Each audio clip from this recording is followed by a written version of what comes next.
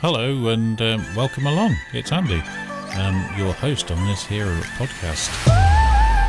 So here we go. It's episode 12 of the Wedding Professionals podcast, and I'm in the sleepy hamlet of Dudley in the West Midlands, which seems to be serviced by 18 motorways and 400 dual carriageways. And then when you get here, it's horrible. No, it's it's a really nice place, and we're in a very anonymous unit in the heart of Dudley. And my guest today is the one and only Amrit Natt from Mist FX. Welcome, Amrit. Thank you. It's a pleasure to be here. I'm glad we could finally get to it and get it done. I know it's taken a 2-hour drive to get here, but it's going to be worth it, I'm sure. And also, listeners, if you hear the sounds of chewing through this, it's because he's very kindly provided chips and pizza and all good hospitality. Take note, kudos, I only got a bottle of water there. So, Amrit, Mist FX. So you supply all the sparkly, smoky effects and also the confetti, of which my flight cases are now full of after last weekend's wedding with Kickley and for Ammon and Kieran. So now the thing is, though, I've known you probably for 8, 9, 10 years, perhaps, when it was the new Bingley Hall and you were there with JP Tex. So Yeah, that's right. So talk to me about that time. So, well, from the time I knew you, I was sort of just concentrating on AV, just working for AV companies, one of them being JP Tex with Paul. But obviously I started off before that when I was about 10 years old. So we're talking 14 years ago. Really? Yeah. So my family used to provide sort of visual screens for weddings. So your plasmas, your projectors, your video curtains, your video walls, things like that. Okay. So that's where it started. So when I was about 8, 9 years old, I just used to go out on the road with my dad. Just spend time with him, so I just used to be there, just handing him a cable or pass him things. And I slowly started to sort of get more into it. And when I was about 10 years old, I started picking up how it all works. This is what this does, this is how this works, this is how we put things up. And probably by about the age of sort of 12, 13, I was sort of going out on my own, jumping in the vans with DJs with the kit in the back, going out there and setting up the screens for them and things like that. So that's where I sort of originally started. So talk to me about your dad's business then, because I wasn't aware of any of that either. Yeah, so that was like years ago now. They sort of finished it now. They sort of they just got tired with it all. But yeah, so we used to, so obviously, but now you see like a lot of the DJs doing it. But before, the DJs would just turn up with their sound and their lights, and then we turn up with the sort of plasmas and the projectors. And obviously that evolved to them, and video curtains came out and video cloths. And then from that, it then went to the LED video walls, which every single wedding has nowadays. So yeah, start off with that. So that's how I started off with it, just concentrating on that sort of stuff and just going out and doing that. Brilliant. So, so when I met you at Bingley Hall, then you were just subbing for Paul, or Yeah, so we started off subbing to big Paul. shout out to Paul, by the way. Hi, if you're listening, which he won't be, but if he is, hi, Paul. So yeah, we started subbing to Paul, and that's how I met him. And then that's when I sort of started to get interested in the AV side of things, the lighting and the audio. And not just video. So then, yeah, I started working for him for some time. Then I sort of started getting into the sort of AV side of things. And then I sort of started freelancing for sort of other road shows as well, but mainly sort of just with Paul, because he was quite busy at the time. So yeah, so that's what I was doing at the time, and I met you as the AV. Yeah, okay. Now, we're currently sat in a unit in Dudley, and it's obvious there are cables hanging up, there's pipes hanging up, there's flight cases, millions of flight, well, not millions, that's an exaggeration. Quite a few. But there's quite a few flight cases and bits and pieces. So you're obviously really well established now. I mean, I think everybody in the business knows you anyway. But how did you get to be this size? Because this is super impressive in here. Yeah, so I was like, even to this day, I sort of pinch myself and think, wow, like I never really realised how much kit we actually have until I sort of like walk in here and I'm like, wow, like we've got a lot going out on this weekend, but yet there's still quite a lot of kit still left. So back in 2015, someone showed me a video of the CO2 guns, and I saw it and I was like, hey, they would probably work quite well on weddings, like, because a wedding is a party and it might work. So there was a guy I knew on Facebook who's also called Andy, who did like sort of special effects and lasers, and I messaged him and I was like, hey, like I'm interested in buying these CO2 guns. First, as soon as I saw this video, I did my research on them, saw what they were about, how they work, and things like that, and all the sort of implications behind it, and all the safety. And then I messaged him. I was like, oh, hey, I've seen these CO2 guns. Is this something you can source for me? And he was like, yeah, I can get it for you. And that's how it started, really. And now sort of Andy's become like a really, really good friend of mine and somebody who I look up to quite a lot. And he's quite big within the SFX industry. And even to this day, he still helps me out whenever I phone him. You know, he always offers me advice and things like that. And then it started picking up for us with just these 2 pairs of CO2 guns. You know, me and Dad would jump in the car, we'd have like 2 CO2 bottles in the back, and we drive to a gig and set them up and stuff like that. And then they sort of start getting busier and busier. And then I ended up investing in some like sort of a better brand version because it was going so well. And I was like, oh, like these are sort of like a cheaper version. So I was like, you know, I was like, let's get like some better ones now. So I ended up buying some better versions of them. And then at Bingley Hall, we used to hire a low fog machine quite a bit in, but he'd sort of drop the machine off and we'd have to set it up and stuff like that. And I was like, this isn't too bad. And I was like, there's nobody in the Asian wedding industry or the wedding industry that specializes in just this service. There's a few DJs at the time that had a dry ice machine and they would offer it with their services, but not every DJ had that. And I was like, hey, like there's a gap here in the market. And I thought, well, let's look into it. So I looked at the price of this machine and like it was quite a lot. And I was like, and at the time I was 17 now, I think. Yeah, I was about 17 at the time, and I was like, it's quite a lot of money this is. Okay, how much money exactly? I think at the time it was roughly around about the £4,000 mark. Wow. Yeah, and I was like, oh, it's quite a lot. And so I saved up my money and I thought, let's just see what happens. Like, you'll only know until you actually do it what's going to happen. So I ended up buying it and it turned up. And the first thing I did when it turned up, I remember by this time I was driving. I literally got the box, turned up at home, and I went to see if it would fit in my car. Because I was like, if this doesn't fit in my car, I was like, there's no point me having it because I can't do anything with it then. Yeah. So I had a Ford Fiesta, put the seats down, and I got it all in. And I was like, perfect, like I can do this now in my car. So I drive around to gigs in my car. My first gig was in Ruislip in London.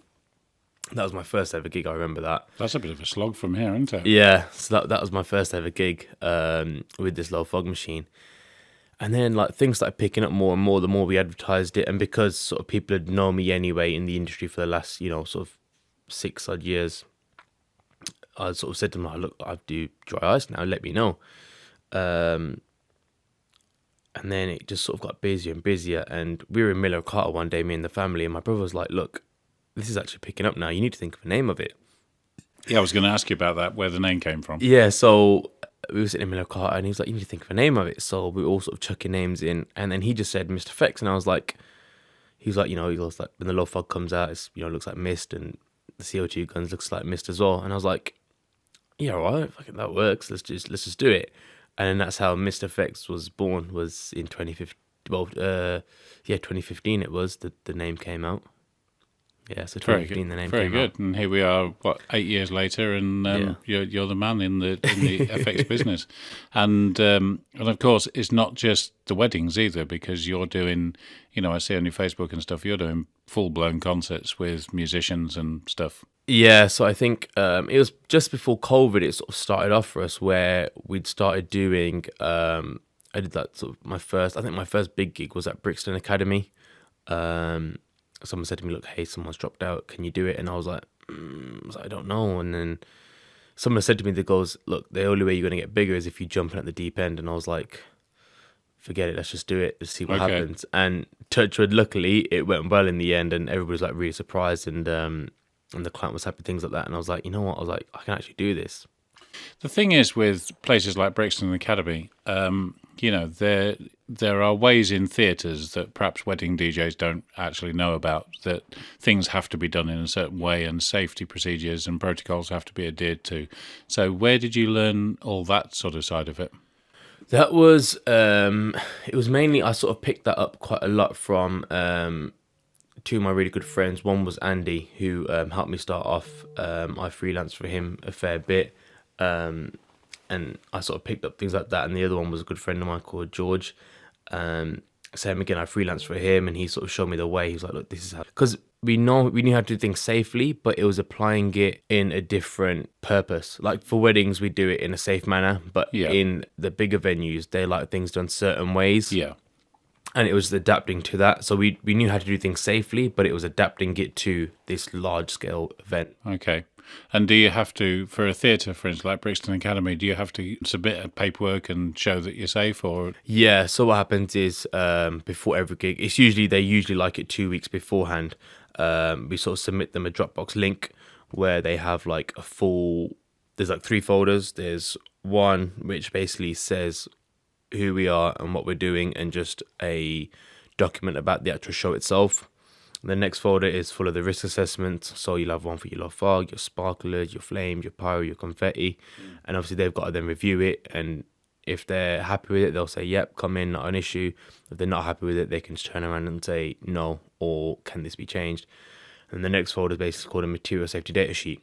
Okay. Which just basically says what the material is that we're using and how it can be safe, and what the hazards are of that material, and if it needs extinguishing, things like that. Basically, that's what they get. Okay, but you don't have anything that's can catch fire. I mean, CO2 can't catch fire, can it? Yeah, or can it? yeah. So CO2 can't catch fire. Set a flame to it. They'd be interesting guns, wouldn't they? No, CO2 can't catch fire. CO2 is actually an extinguisher. But what can catch fire is like the flames that we use. Because that uses gas, so if there's a gas leak and you don't detect it, there is a massive risk of that catching fire. Pyro that we use, that can also catch fire, or if the pyro wasn't to fire in the way it's intended to, it can sort of fire out sideways or like sort of explode, so to say. And if somebody's too close to it when you fired it, that can be quite catastrophic. That's why we have sort of safety distances. Okay. Same as sparklers, they can catch fire because it's so hot. And if you use, like some people use either cheaper machines which won't stop heating up and they'll heat up, and then the powder will get too hot and the whole unit will catch fire. And there has been instances like that I've heard. Or there's been quite a few where DJs have put them too close to the plastic decor that we have nowadays. Yeah. And unfortunately, not all decor companies use flame retardant draping or decor. Okay. So I've had a few phone calls where people have been like, "Oh, it's caught fire," and I thought they were cold, and I'm like, they're not actually cold. If you have a look at a heat map, you'll see that the first few inches are burning hot because the powder gets heated up to, roughly 550 degrees. So they're not exactly cold. No. So there are things that can catch fire, and that's why a lot of venues are picky with the paperwork, especially with SFX, because it is just so dangerous. Even if it's like a CO2 jet, because if someone's too close to it and it gets fired, it can, cause a serious cold burn to someone. And those venues are quite right, I suppose, to study the paperwork and make sure everything's safe and proper. That must take up a huge amount of your time, just doing paperwork, crossing T's, dotting I's, and making sure everything's right. Yeah, massively. Because a lot of the time with the SFX as well, it's always last minute. So it's like, people will be like, "Oh, we've got this much budget left. Let's do, we can afford the SFX now." So like we've had it before where it's been like 4 days before an event or 5 days before an event, and we're already on gigs already, and they're like, "We need the paperwork," and they want it by 2 p.m. and you're like, "Oh, I'm here setting up." Like, right. So there has been quite a few instances where we've had to sort of just push and quickly get the paperwork done, and it's not something that you can do quickly. It's we have got templates, but everything. But it's not the exact same template. It's sort of things change for every single event. Placement of kit. Well, I was going to say every venue's different, every setup's different. Exactly. So it's not like a template that we can go copy paste. That's it, done, and you're doing 10 minutes. Usually for like a standard show where you've got a bit of confetti, a bit of flames, a bit of CO2, it could take about an hour just to sort of do that pack at least. Okay. Yeah. So it's about time you took on a secretary then to do this. So Yeah, look on LinkedIn, folks, for the job coming up that Amrit's going to post. Right, so on the subject of confetti, because you mentioned it there, this last weekend, how many kilos of confetti did you spray all over us? 14 kilos. 14 kilos. Yeah, so there was 14 kilos of paper, rectangular, 55 by 70 mil confetti. Now, it makes me laugh that you know how many millimeters. Yes, this will make you laugh actually. So, in 1 kilo of the paper rectangles, there's 100,000 pieces of those little rectangles. Wow. So you do like, and it felt like it as well. Yeah, so it's like 100,000 tons by 14 is whatever that is. So yeah, quite a lot. So anybody that sees the video from Ammon's wedding, you'll know what that was all about. And we had 2 blasts of that. Yeah, yes, there was 2 queues of that. The first queue was like 3 kilos per side, so 6 kilos coming out, and then the second lot was 4 kilos a size, so 8 kilos coming out. The one downside of confetti, I have to say, is kids at weddings, they would then want to throw themselves on the dance floor, pick it up and scoop it up and then throw it in the air. Yeah, and we saw a lot of that. Generally, I was tripping over children for the next 2 hours while trying to operate the crane. What's the next big thing that you think is coming FX-wise? It's really, really hard to say because in weddings there's only so much you can do because venues aren't big, venues aren't arenas. Like this, wedding venues aren't arenas whereby you can do literally anything you want. Like flames. You couldn't do a flame at a wedding. Okay. You could, or it'd have to be quite small and it'd have to be in such a controlled area where the guests are all seated and there's enough space and things like that. But it's very rare to get that. I reckon a lot of people would like this confetti. So like people are so used to that one twisty cannon that you get during a gig. You know, the DJ comes along, pops it off. People have been so used to that, and now people have seen this much confetti come out. I feel like quite a few people are going to be asking for this. Like we've already had like sort of 5-6 people from that video ask, "Oh, can we have this at?" Well, I mean, for the group photo that we did at the beginning of the second half, that just made it look epic. Yeah, you know, for still photography, I'm sure, as well as the video, and it really did enhance that moment. You know, in a major way, and I'm sure. Jazzy B felt the same way. It was just like, well, look at me, I'm great. Look at all this confetti, it's fantastic. Yeah, so I think that will probably be the next, not big thing, but I think that will be the next thing. The other thing is sort of where the pyros come down from the top. Yeah. That's what will be the next thing to do, which we've done quite a few times, but again, it's just the select venues where you can do it. Yeah. So you need the height, I'm guessing, and you need the height and the rigging as well. Yeah, the rigging as well. So it's very difficult on what the next thing is for weddings. Maybe something bespoke. So I was speaking to someone on the weekend, and we were sort of talking about where you sort of make like a head table set, and you have sort of the low fog coming out of that onto the dance floor, so it sort of comes out from the stage. Oh right, okay. Over the stage, comes down and onto the dance floor. Yeah, dance. That's those are sort of things I want to do, but it's just sort of finding the clients that want to do it and things like that. Those, getting back to the confetti again, what sort of money, if I wanted to go and buy a confetti cannon and you had 2 there the other night, what sort of money do they run at? So I think the trade price on them, well, no, I think they retail each unit at about $3,000 a unit. Wow. So there's 2 there, it's about $6,000 at a retail price. So you've got a fair amount of money tied up in equipment. Yeah. And as I was arriving today, there was a guy dropping off another low fog machine, and you were sort of saying, "Oh yeah, it's been out on dry hire," and I didn't even know you did that. So you're supplying other production houses and things as well. Yeah, so like not every company, like ourselves, we don't stock every single item SFX was on the market, and not many companies do that. So a lot of people do have to dry hire things in. So we have quite a few clients where they'll be like, "Hey, we need, some sparklers for this weekend or whatever or for this week." And those guys, they sort of email me, say, "Hey, we need, the MDG unit for these dates and this many weeks." And it's wicked because they literally just come, pick it up, take it away and bring it back, and that's it done. It's easy money, but it's also stressful because you don't know how that unit's going to come back. Yeah, how it's been treated How when it's been treated. yeah. That's the biggest risk with dry hire. It's wicked, easy money, but you don't know how it's going to be treated. Has there been any horror stories with stuff coming back completely broken, or? We've had it before where a hose has been threaded, which wasn't too much of a biggie. Apart from that, touch wood, I think we've been quite lucky. We had one the other day where a cable was stuck in the back of a unit. So I think touch wood, we've actually been all right with things like that. But we only sort of dry hire to sort of people that we know and we can trust. Okay. Because then at the end of the day, we then have to take this kit back out to another event.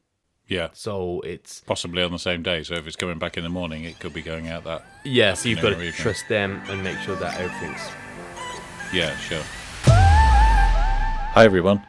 Sorry to break in on this conversation with Amrit, which I really enjoyed recording. It's fun. It's always nice to see him. And I think he's got interesting stories to tell. So anyway, I'm here with the begging bowl again. And I'd just like to say, if you're listening and you're enjoying what I'm doing and what I'm trying to achieve with this podcast, the biggest way you can help and support is to share it out. Let other people see it on social media, and let's spread the word, eh? It's available on virtually every single platform now. Yes, even Apple, thank you. So please, let's get the word out there. And now, having bored you to death with that for 30 seconds, it's back to Amrit and Mr. FX. Thanks a lot.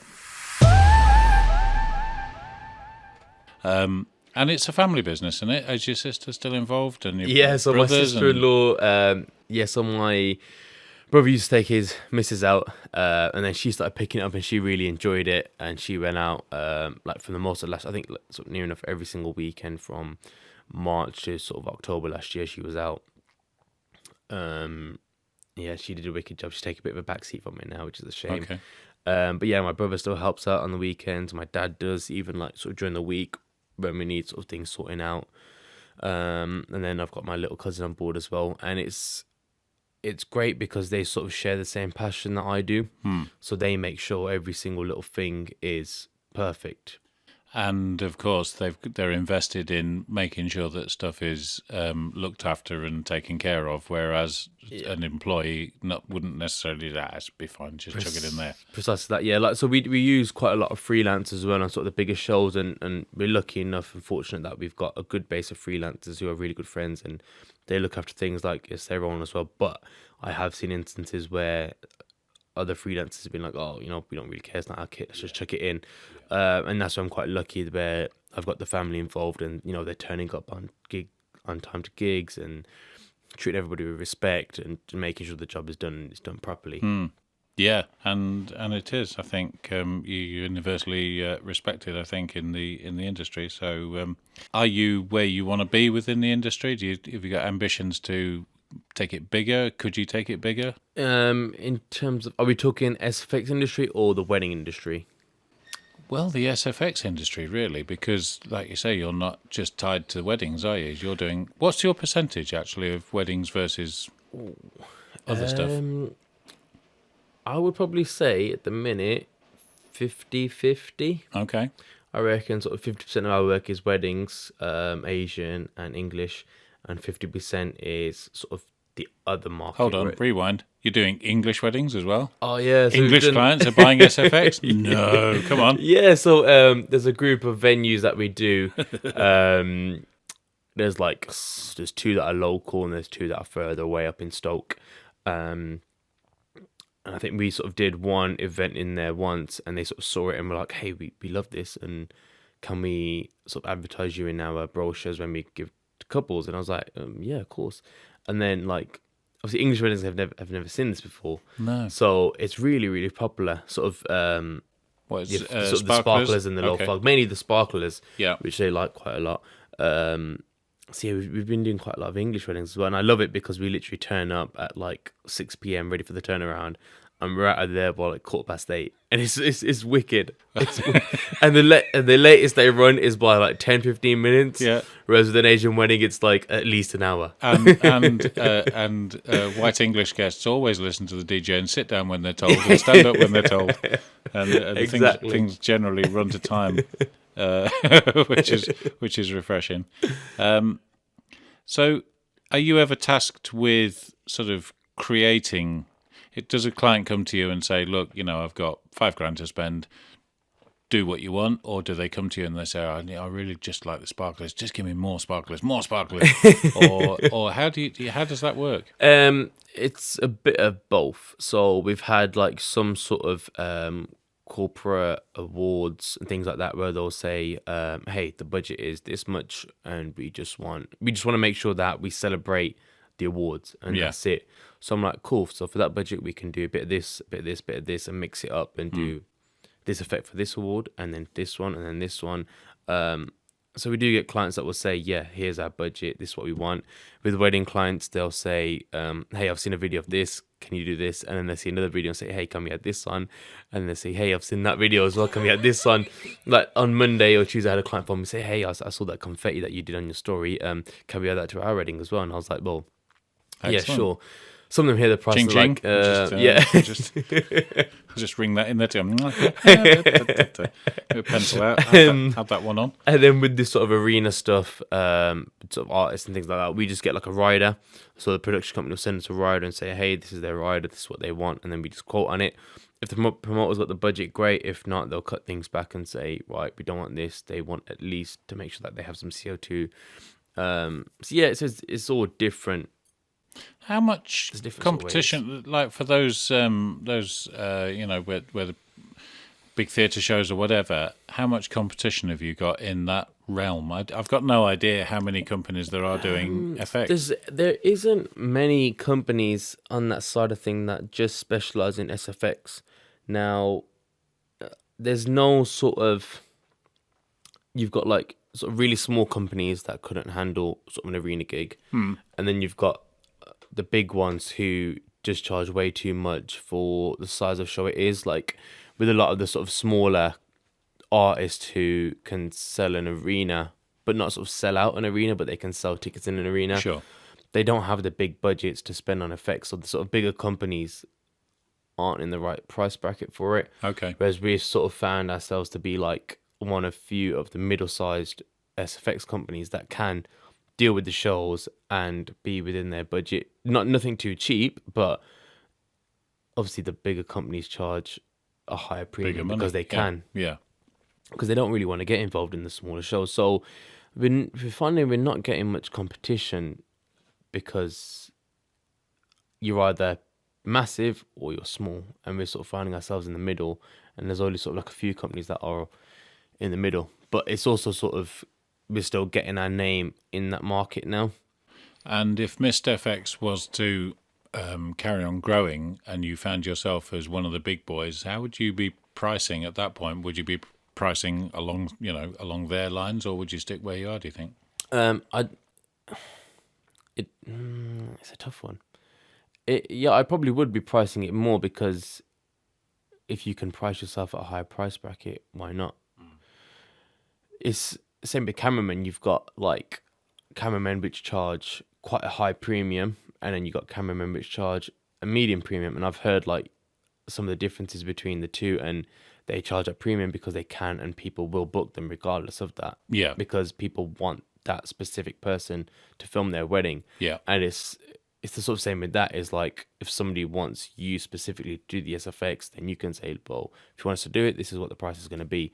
Whereas at the minute, because obviously we are still going up against other people, it is like you don't want to price yourself out too much, where you're still trying to establish your name within that market. Yeah. I would imagine your job is fun. Is it fun? I think it's fun. It's fun. It looks like fun. It's fun when everything goes off and it works. It's not... The stress before it goes off isn't fun, because it's like you can do as many tests as you want, but you don't know until you're actually in that live moment whether it's going to work or not. Is that why? Because I remember you've said to me in the past, because I was teasing you about having wireless sparklers. And, yeah, so-and-so company has wireless. Why haven't you got wireless? And you were sort of saying because you can't trust it 100%. Yeah, exactly. So like when we started off, like the sparklers, they were wireless, where they were powered by sort of normal wired power, but the Singleton was wireless, and we were finding that sometimes when you're trying to trigger them all, one might not turn on or one might not turn off, and you don't want that. It looks unbalanced or whatever on camera. Exactly, and with the first dance, you can't go back. You can't say to the couple, "Hey, we're going to do that again." Nope. So, well, to be fair, we've had it once where a couple have gone, "We need to do that first dance again," because it was the wrong first dance song. Oh, it's the wrong song. DJ's fault. We packed everything up. We was waiting for the second half, and then during main course, the DJ comes over and says, "Hey, we're gonna do the first dance again." I was like, "You're pulling my leg." I was like, "Yeah." I was like, "Everything's packed up now." But no, I'm being serious. We've played the wrong song. We need to do it again. Wow. I was like, "Oh, okay." So that's the only time we've ever had a second chance. Wow. It wasn't our fault. That's good. But yeah, because you've only got that one time to do it, it's just so stressful. But when it all goes off, it's wicked and it's so satisfying. Yeah. And I would imagine you've gained, same as myself. When I look around at all the friends that I've made in the industry, I mean, when it's great, isn't it? What we do 100%. is just great. There's not many jobs where you can wake up and look forward to working with the people you're going to work with. True. It's like when we know we're working with certain DJs or certain deco companies or certain cameramen as well.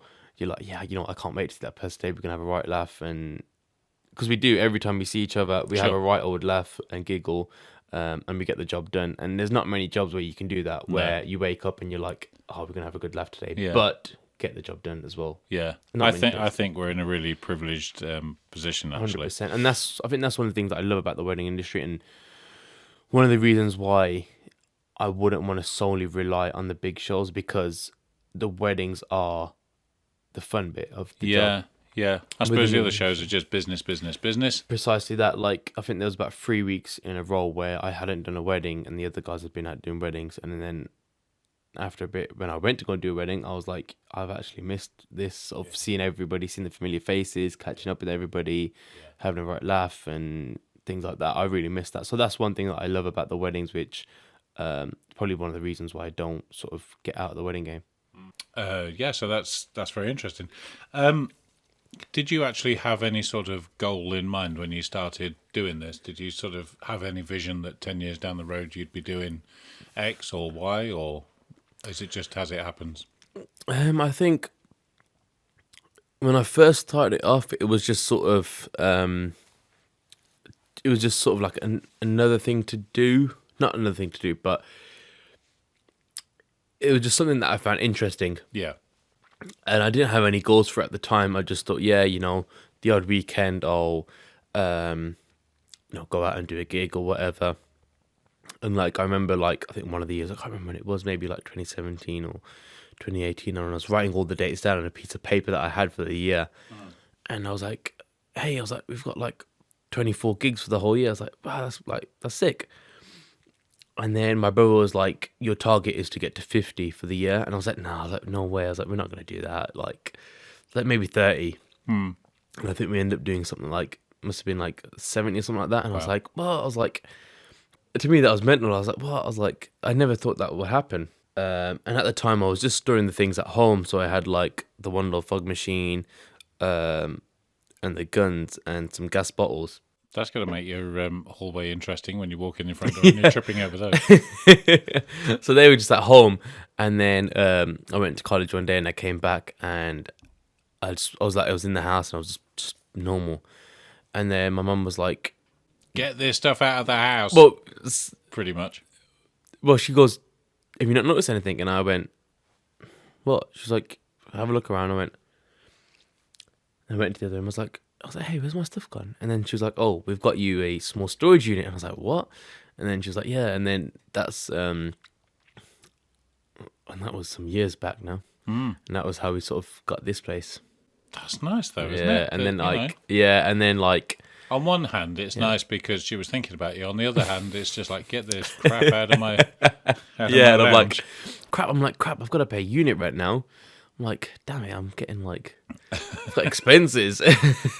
So she got you the unit, but she wasn't going to pay the rent for it. Yeah, she was like, it's like we've done the first 2 or 3 months. She goes, you can do the rest. I was like, oh, man, all right, I'll do that. Yeah.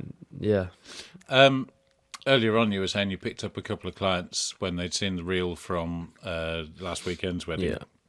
I'm sorry, listeners, for keep referring back to this one wedding, but it was just so good. It was outstanding. So those clients, you posted a bit of video of off your phone or whatever. Yeah, it was just what people put on their stories, and we'd reposted it. And obviously, like a lot of people were like, "Hey, when you do it, we want to take a video." Okay. So they've taken a video, they put it on the story, and then we've just reposted it and put it up on our own things. And then 2 or 3 of our DJ clients saw it and were like, "Hey, we've got this gig next weekend. Can we add it to this one? How much is it going to be?" Then I had like a normal client was like, "Oh, I saw that on your Instagram. Can we add it to our wedding?" So this is how you're going to get most of your business then, because it's such a visual thing, isn't it? And you can do outstanding videos, and cameramen like myself can help you for a small fee. It's one of the it's one of them where obviously like the cameraman will take a video or whatever, or we used to take videos of it, and obviously when we started, we'd put it up on Instagram and we'd promote it and we'd sponsor it, and people would see it and DM us and say, "Hey, you know," because back when obviously we started, we were doing like the low fog, and then the sparklers came out and the guns had come out. Not many people had seen it, so it was like they'd see it through Instagram and you'd use hashtags and things like that, and then they'd see it. But now most of the clients have seen it all already on weddings. They're like, they already know what they want. They're like, "Oh, hey, I've been to a wedding and I've seen the dry ice and the full sparklers. Can we have a price on that?" But so before, we used to do a lot of trade and retail, well, not retail, but direct customers. Now we mainly stick to sort of like 95% just trade clients, and the other 5% are where they've spoke to a trade client and they've just said, "Here's their number, just deal with it directly." Just because we found that now we don't have enough time to be able to deal with direct clients. They want to see videos, they want to know about the product, but I just don't have enough time to juggle dealing with them and then doing the sort of day-to-day activities as well as. Well, it just, again, it sounds like you need a secretary, personal assistant. This is what you need. A lot of people have said that, but for me, I really enjoy doing every little thing. So dealing every with aspect of every aspect. So like dealing with the clients, when they're WhatsApping or they're DMing and things like that, I like to speak to them myself, so they get that personal touch. I like dealing with that. Then coming to the unit, prepping equipment, cleaning equipment, testing the equipment, to then obviously going out to the gigs and then doing the sort of back office admin with that, doing the paperwork, sending out invoices and quotes. I like to do it all myself just because people then get that personal touch from us and they don't get that commercial feel. Yeah. Doesn't leave you much for a personal life, though, does it? Although I have seen you, getting off on holiday here and there. Yeah, you're right. It doesn't leave much for a personal life, but I think because I enjoy it so much, it doesn't bother me so much. There has been times where it has bothered me a lot, and I'm like, I'm fed up with this. I've had enough. I'm selling up. There's been many times where I've said that. There's been many, many times where I've said, "Forget it, I'm just going to sell it all. That's it, Monday, everything's gone in eBay." But what would you do if you did? Genuinely, I don't know. Yeah. I always wanted to be a pilot. So I think I'd probably become a pilot. Okay. Yeah, I think you can just do that. You just go and fly for EasyJet's easy. No problem.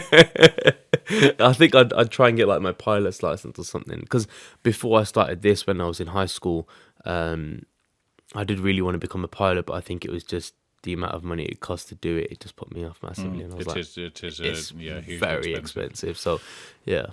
What's the? This is one of those recurring questions that comes up for everybody. But when was the moment that you thought to yourself at the end of a job, a wedding or a stadium or whatever, where you sort of thought to yourself, "That's it, we've arrived. This is the big time now." As in, what, when we first started doing the big gigs, or whenever? When was the one time where you sort of got in the van at the end of the night and just felt absolute pride for what you'd done and felt that this, you were now legitimately proper? That would have been last year in March when we did the AP Dylan tour. Okay. That for me was probably my biggest show to date, maybe. Not in terms of, I think because obviously it was a tour, and I'd probably say that was probably one of my biggest ones to date so far, with the amount of equipment that we put on it, and for the amount of days it was.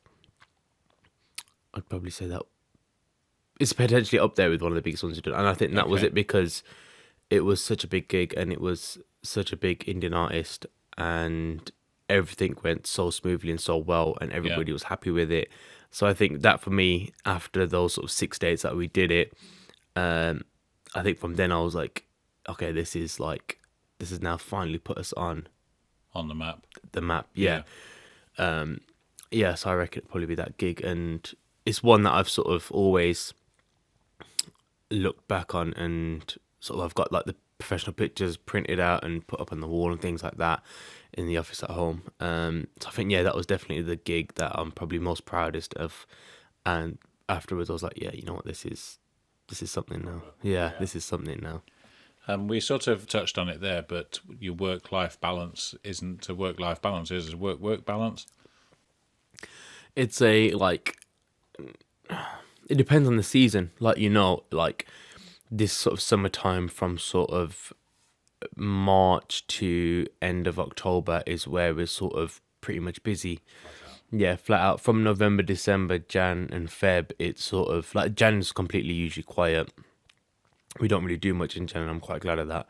December, we do quite a lot of obviously Christmas parties, but sort of November time, things like that, is where things sort of quieten down and you sort of start to wind down a little bit.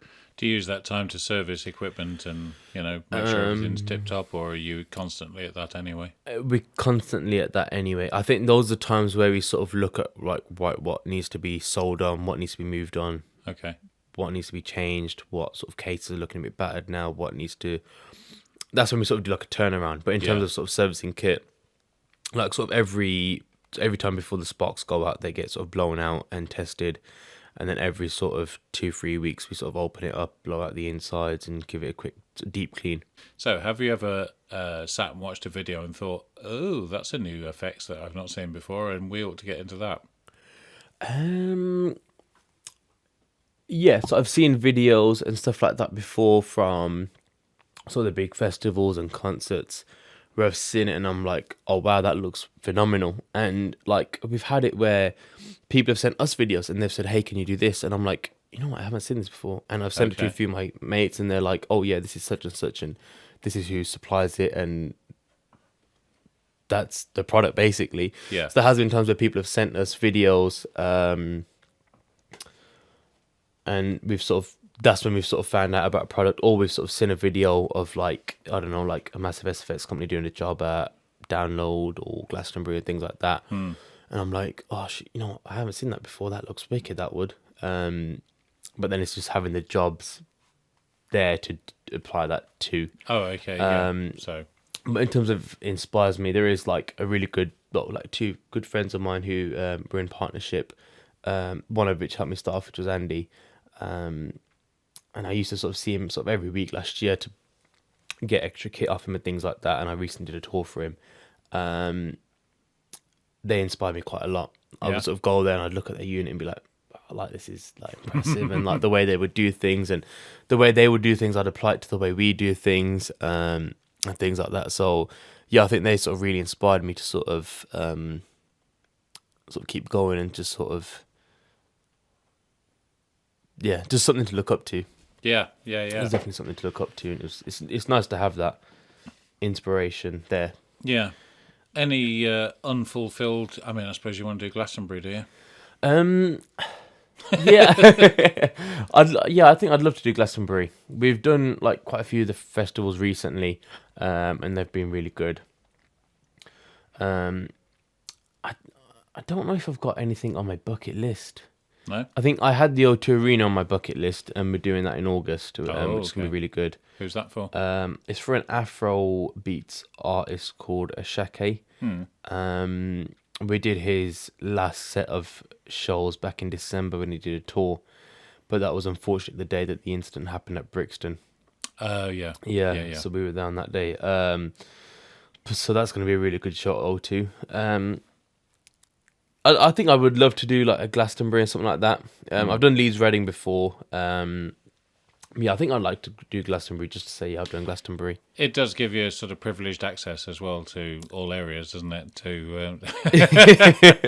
Which, speaking as a former roadie, I know is very good to have. Yeah, so like when we did when I did Leeds Reading with a good friend of mine, they were providing for the artist, so we were allowed into sort of artist village, and obviously we had all like the good catering and things like that, and makes a difference. Oh, it was wicked. Clean toilets. We had I think steak for lunch and things like that, and very nice. like burgers for snacks after like 9-10 o'clock. It was wicked. Yeah, brilliant. So I think we're at the point where I ask the final question. Do you know what the final question is? No. See, this is when I discover who's listened to the podcast and who hasn't. It's been some time since I've watched it. So my final question is, if I could furnish you with the knowledge and the tools and the wherewithal to do any other job within the wedding industry, what would you do? Oh, definitely not decor. It's just too messy. You don't want to arrange cushions for a living? It's not that. It's just the amount of mess there is and the amount of crap you have to deal with. Like, you've got to make sure you've got all these sort of candle holders. Then you got to make sure you got the candles for them. Then you got to make sure you got the water for them. Then you got to make sure you got a lighter to light the candles with. And somebody to operate the lighter to light the candles that are in the water that are on the table. So definitely not a decor. Like, hats off to the decor industry. The guys that do decor, they put in a right shift, so fair play to them. DJing, I don't think I'd do DJing. I think catering, but as a like how Atul does it, where he's sort of at the top of the chain and he directs how things go. Just because I like food so much, as you can tell. Don't we all? Yeah. So I think that's probably the other, because I see it with like a lot of catering companies where, I'm not going to name names, but like where they'll have like a big budget client and they'll still do the same old food, and I'm like, hey, come on, man! Like, you're at the Dorchester now, you're at the Savoy. Do something different. Yeah. Don't do the same old thing you do every single week. A good example of that is Bunty from Prestige. When he has sort of different clients coming in who want different things, he'll create a whole different new dish out of nowhere, and you're like, and you taste it and you're like, this shouldn't work, but this works, and it goes on a treat a wedding. So I think I'd like to do that. Brilliant. How about yourself? Any other job? Photographer, because you can just rock up with one bag. You just rock up with one bag and go, hi guys, wear a sexy hat, Gervier. Put a pair of sunglasses on, look cool, strut around the place a bit. Yeah, shoot some photos and go home. Shoot some photos and go home. No heavy lifting. Easy job. And steal people's sockets. Pardon? Steal people's sockets to charge things. Do they? Have you got a socket? Yeah. I don't know, because I'm fully... you're fully equipped. I'm fully DC. AC, DC. So listen, Amrit, thank you very, very much for wasting your time with me for an hour or two. Thank you for the pizza. Thank you for the You're Coke welcome. that I can't drink because you didn't get 0. Oh, sorry. Goodness I'll sake. do better next time. You will. And thank you for listening, everybody. And we'll see you on the next episode of the Wedding Professionals podcast. Bye, y'all. Say bye-bye. Wicked. Bye, guys. So there we go. Really nice conversation with Amrit. Really enjoyed going down to Dudley and recording that one. So I hope you enjoyed the conversation too. If you did, you know what I'm going to say. Please share the podcast. Get on socials and share it out there, and let's get the word out and about. That's it for this one. Thanks for listening. Thanks for sticking with it. Appreciate your support. Appreciate your help. Thank you very, very much. And I will see you on the next episode of the Wedding Professionals podcast. Thanks very much. Bye-bye.